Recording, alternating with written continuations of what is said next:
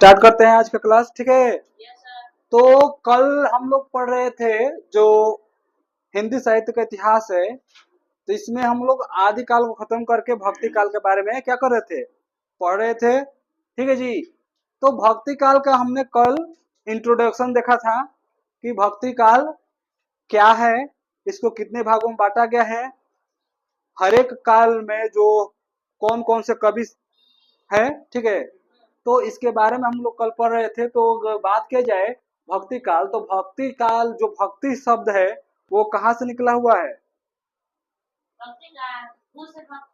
तो भज जो है, भज से क्या निकला है? भज जो शब्द था उससे क्या निकला हुआ था? भक्ति, जिसको हम लोग बोलते हैं भक्ति काल। क्या बोलेंगे? भक्ति काल। और उसमें हम लोगों ने ये पढ़ा था कि जो जॉर्ज ग्रियर्सन है, कौन है जी? जॉर्ज ग्रियर्सन ने भक्ति काल को क्या कहकर बुलाया था? तो स्वर्ण काल। हाँ, स्वर्ण काल कहा था। और स्वर्ण युग किसने कहा था? स्वर्ण युग डॉक्टर श्याम सुंदर दास ने इसको क्या बोला था? स्वर्ण युग। ठीक है, और डॉक्टर हजारी प्रसाद द्विवेदी ने क्या कहा था? लोक जागरण काल। ठीक है, ये सब हमने कल पढ़ा था। अगर बात किया जाए आचार्य रामचंद्र शुक्ल जी ने भक्ति काल को क्या कहकर पुकारा है? तो पूर्व मध्य काल। ठीक है, अगर बात की जाए भक्ति काल का समय टाइम पीरियड, तो 1375 से लेकर 1700 विक्रम संवत तक। ठीक है जी, यहाँ तक चीजें समझ में आ रहा है? अगर बात किया जाए कि भक्ति काल का विभाजन, यानी भक्ति काल को कैसे बांटा गया था, कितने भागों में बांटा गया था, तो भक्ति काल को शुरुआत में कितने भागों में बांट दिया गया था? 2 भागों में बांट दिया गया था। एक था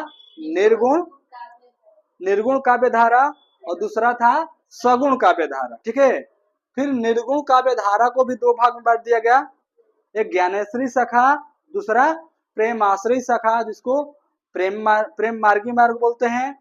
ठीक है जी, या सूफी काव्य बोलते हैं। ठीक वैसे ही संत काव्य को, ज्ञानेश्वरी शाखा को संत काव्य, ठीक है, या फिर ज्ञानेश्वरी शाखा या फिर संत शाखा बोला जाता है। ठीक है जी, ठीक वैसे ही जैसे 2 भागों में निर्गुण धारा को बांटा गया था, वैसे ही सगुण को भी कितने भाग में बांट दिया गया?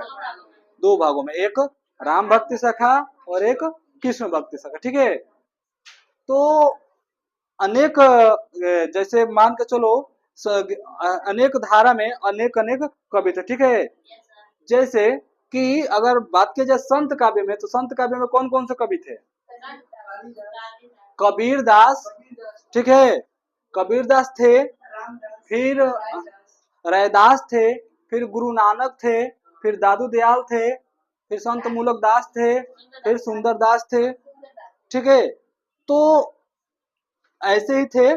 तो हम लोग स्टार्ट करते हैं आज पहला, जो आज हमें पहला पढ़ना है उसका नाम क्या है? निर्गुण काव्य धारा स्टार्ट करना है। कौन सा करना है? निर्गुण काव्य धारा। ठीक है, तो निर्गुण काव्य धारा में हमें पढ़ना है। निर्गुण काव्य धारा में पता है ना जी, तो था एक ज्ञानेश्वरी, यानी इसको बोला गया संत काव्य, और एक है प्रेम मार्गी, प्रेम मार्गी यानी सूफी काव्य, सूफी काव्य। ठीक है, तो हमें संत काव्य के बारे में पढ़ना है। किसके बारे में? जब संत काव्य के जितने कवि है, जैसे कबीर दास हो गए, रैदास हो गए, गुरु नानक हो गए, दादू दयाल हो गए, हाँ, मूलक दास हो गए, सुंदर दास, जब ये कंप्लीट हो जाएगा तब हम लोग आएंगे सूफी काव्य पे। उसके बाद ये जब ये दोनों कंप्लीट हो जाएंगे तब हम लोग आ जाएंगे कृष्ण भक्ति शाखा पे। ठीक है जी, तो हम लोग स्टार्ट करना है ज्ञानेश्वरी शाखा का, यानी संत काव्य में कबीर दास है। किसके बारे में पढ़ना है? कबीर दास के बारे में पढ़ना है। ठीक है जी, तो हेडिंग डालो कबीर दास। कबीर दास जी के बारे में, हाँ, जितना लिखवाए हैं सबके बारे में पढ़ना, एक एक चीज है। ठीक है, हाँ, तो इस चीज का ध्यान रखें। चलो हेडिंग डालो कबीर दास, क्योंकि इनका रचना तुम्हारे बुक में भी मिलेगा और सीरीज में भी मिलेगा। तो सीरीज में और बुक में इस बात का ध्यान रखना है। पेन तो नहीं है इधर, ठीक है। तो हेडिंग डालो कबीर दास।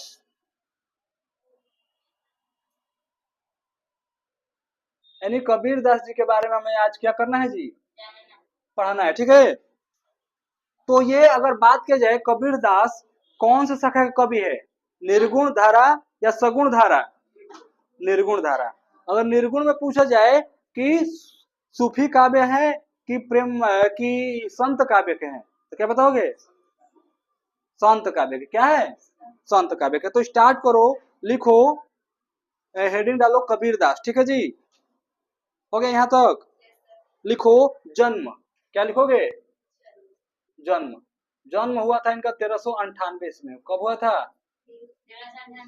हाँ, जन्म स्थान लिखो अगला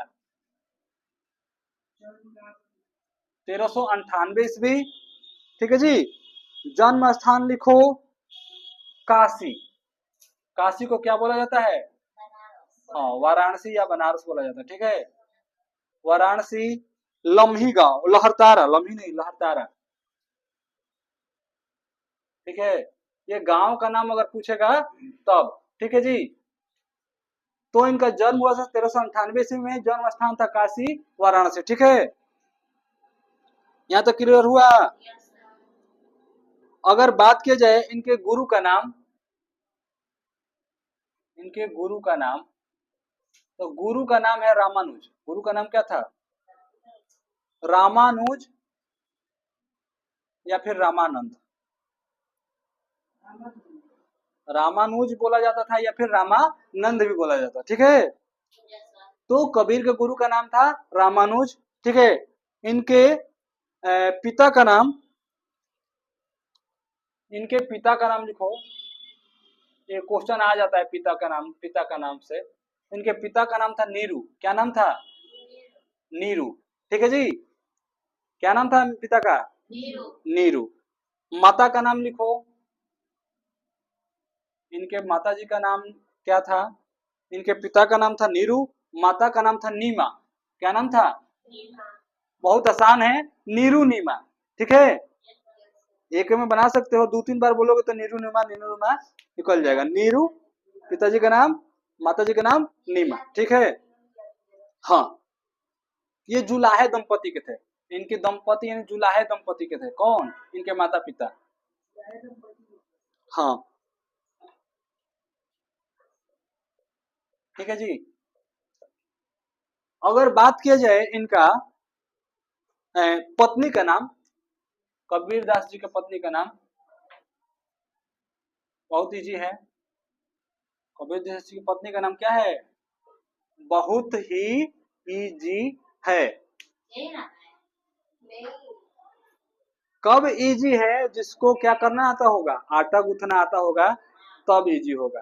किस किस को आता है, आता है, नहीं हमें तो नहीं आता है।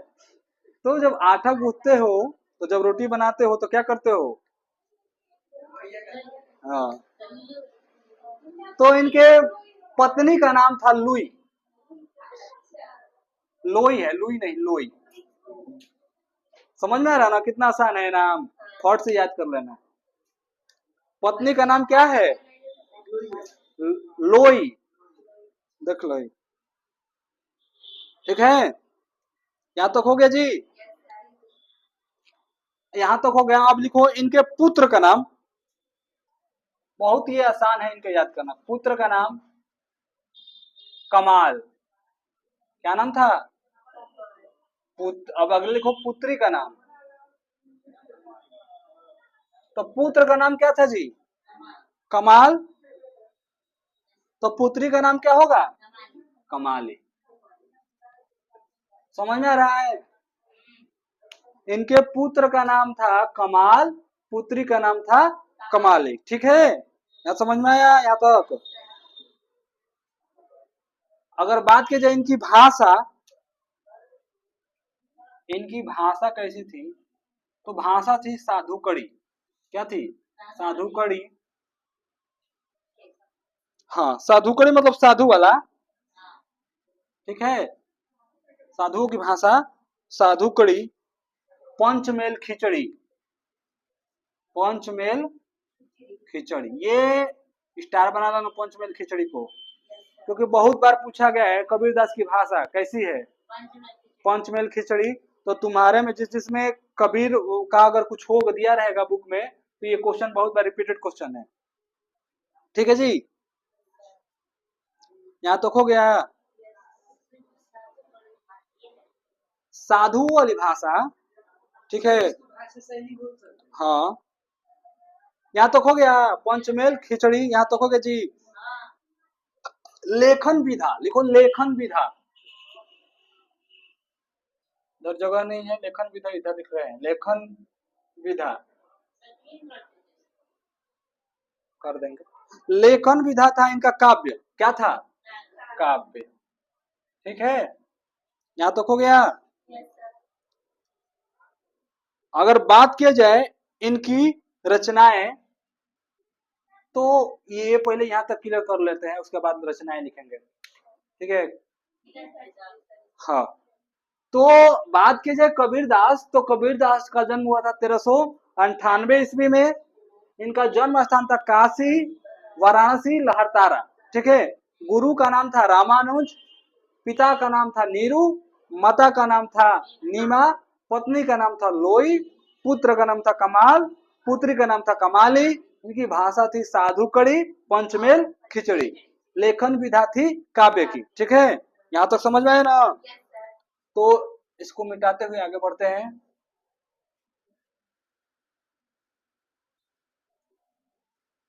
जहां पे न समझ में आए पूछ लेना है।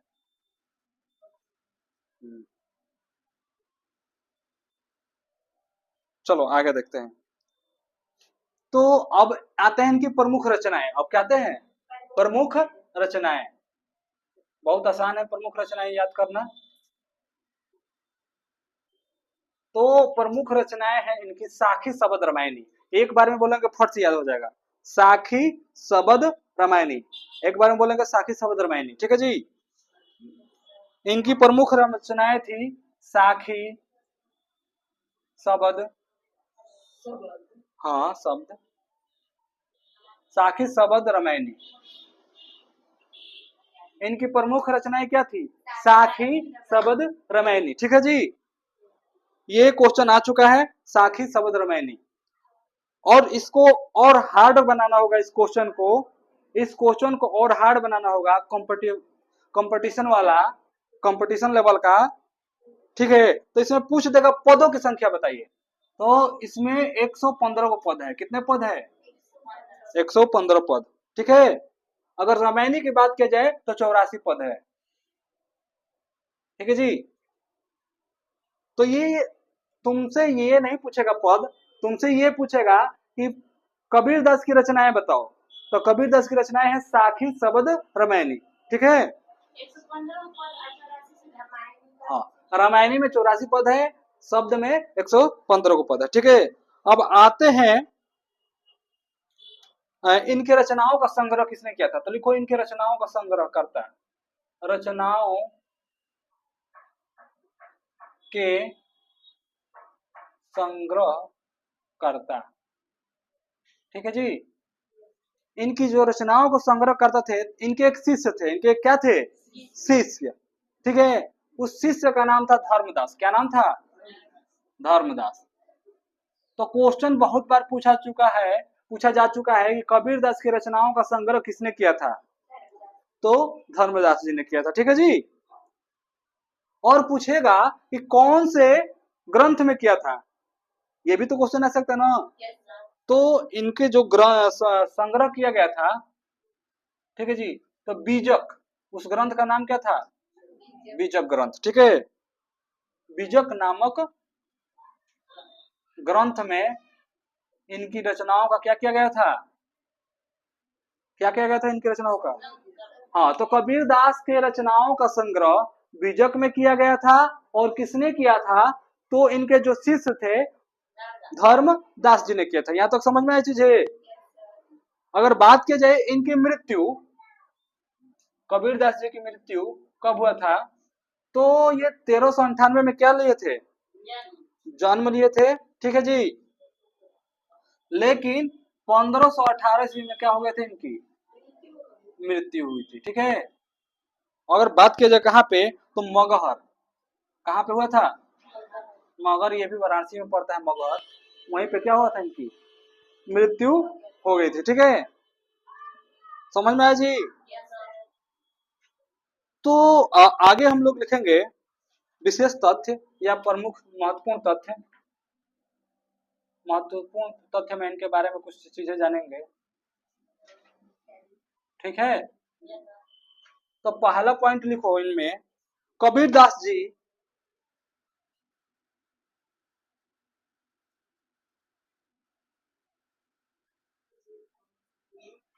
कौन से शाखा कवि है, कौन बताएगा, कबीर दास जी कौन सी शाखा के कवि है। हाँ, तो लिखो कबीर दास जी ज्ञानेश्वरी, ज्ञानेश्वरी, ज्ञानेश्वरी या फिर संत सखा या संत काव्य।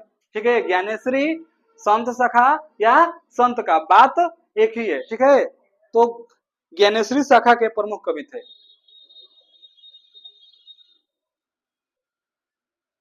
मतलब सबसे ज्यादा डिमांड ज्ञानेश्वरी शाखा में किसका था, कबीर दास का।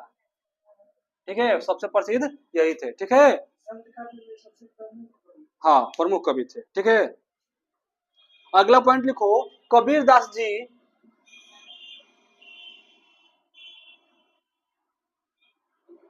दिल्ली के सुल्तान, मतलब राजा या शासक। ठीक है, हाँ, दिल्ली के सुल्तान, यहाँ तक हो गया, सिकंदर लोदी, क्या नाम है, सिकंदर लोदी के समकालीन थे।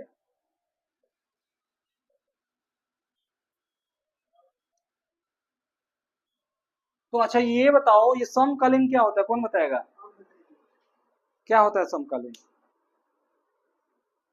हम्म, जो मतलब हमारा भी राज चल रहा हो और उसका भी मतलब राज चल रहा हो, मतलब दोनों का मतलब as is difference same same, एक ही समय पे जब दो घटनाएं घटेगी तो क्या कहलाएगा, समकालीन। जैसे यहाँ भी क्लास चल रहा है, ऊपर भी क्लास चल रहा है, नीचे भी चल रहा है, तो एक ही समय पर बहुत सारी घटनाएं घट रही, नहीं घट रही, तो वही समकालीन कहलाएगा। ठीक है, तो यानी कबीर दास जी जब थे तो उस टाइम पे दिल्ली के राजा कौन थे, सिकंदर लोदी थे। समझ में आएगा चीज है। अगला पॉइंट लिखो, कबीर के बानियों का संग्रह, ये तो शायद हम लिखवा चुके हैं, फिर चलो लिख लो एक बार फिर से, कबीर के बानियों का संग्रह, कबीर के बानियों का संग्रह बीजक कहलाता है। क्या कहलाता है, बीजक।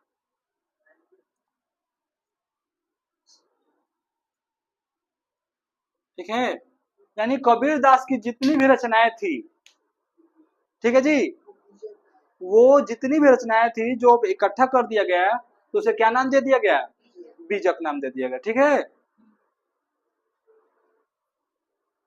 इनके शिष्य का नाम था धर्मदास।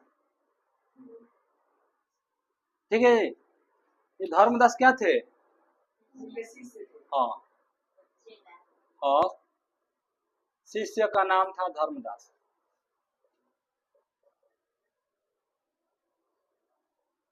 हाँ, अपने लोकल लैंग्वेज में चेला लोग बोलता है, लेकिन अगर बात किया जाएगा हिंदी की तो क्या बोलेंगे, शिष्य। ठीक है, यहाँ तक चीजें समझ में आया। मोस्ट इंपोर्टेंट है ये पॉइंट, ये रिपीटेड क्वेश्चन है, एक बार नहीं 1000 बार। ठीक है, अगला पॉइंट लिखो, हजारी प्रसाद द्विवेदी ने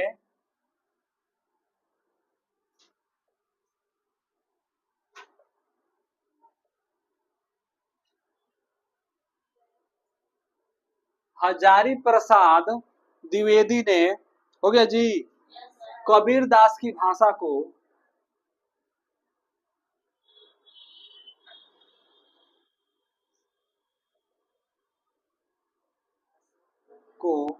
वाणी का, वाणी का डिक्टेटर, डिक्टेटर कहा था।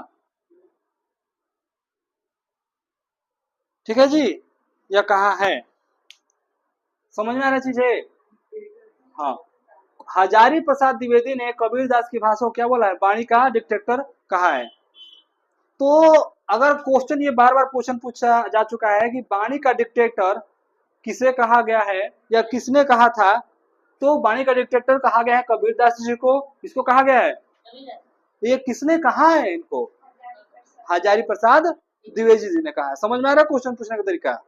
और ये क्वेश्चन तुम्हारे सीरीज में एक बार नहीं लगभग 10 बार पूछा जा चुका है कि वाणी का डिक्टेटर किसे बोला गया है, वो चाहे सामान्य हो या फिर साहित्य हो, 10 हो या फिर 12 हो, दोनों में ये क्वेश्चन बार बार आया है। ये चीजें समझ में आए यहाँ तक? अब एक और इंपॉर्टेंट है, लिखो। डॉक्टर श्याम सुंदर दास ने, डॉक्टर श्याम सुंदर दास ने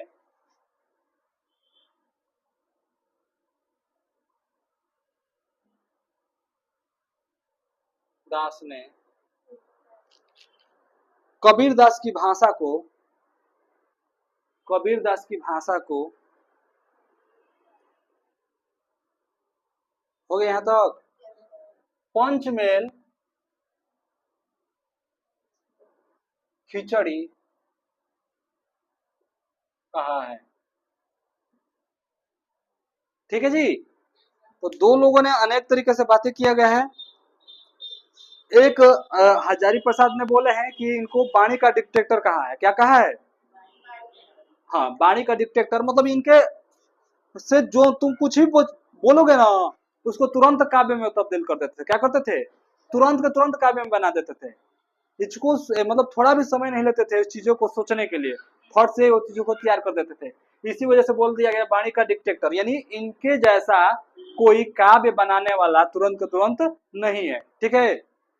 अगर बात किया जाए डॉक्टर श्याम सुंदर दास ने क्या कहा था, तो इनको क्या बोला है? पंचमेल खिचड़ी बोला है। ठीक है, यहाँ तक चीजें समझ में आ रहा है कि नहीं आ रहा है? तो अगर बात किया जाए कबीरदास का दोहा, बहुत लोगों ने दोहा सुना होगे, हाँ? तो एक आध दो दोहा था, जैसे इनका, जाति न पूछो साधु की, पूछ लीजिए ज्ञान, हाँ? मोल करो तलवार का, पड़ा रहने दो म्यान। ये किसका है? कबीरदास जी का दोहा है। ठीक है, तो उनके बारे में हम लोग पढ़ रहे थे। तो लगभग लगभग कबीरदास जी के बारे में हम लोगों ने जितना उनके जानकारी चाहिए था, उनका जानकारी क्या कर चुके हैं? ले लिए हैं, इकट्ठा कर चुके हैं। फिर से एक बार फट से रिवाइज मार लेते हैं। तो अगर बात किया जाए कबीरदास की जन्म, तो जन्म कब हुआ था? 1398 ईस्वी में कबीरदास जी का जन्म हुआ था। ठीक है जी। अगर इनका बात किया जाए जन्म स्थान, तो जन्म स्थान कहाँ पे है? वाराणसी या काशी, लहरतारा में। अगर बात किया जाए कि इनके गुरु का नाम, तो गुरु का नाम था रामानुज या रामानंद। हाँ, रामानंद या फिर रामानुज, दोनों में से कोई एक बोल सकते हो। ठीक है। अगर बात किया जाए इनके पिता का नाम, तो पिता का नाम क्या था? नीरू। हाँ, अब माता जी का नाम नीमा था। इनके पुत्र का नाम कमाल और पुत्री का नाम कमाली था। इनके पत्नी का नाम लोई था।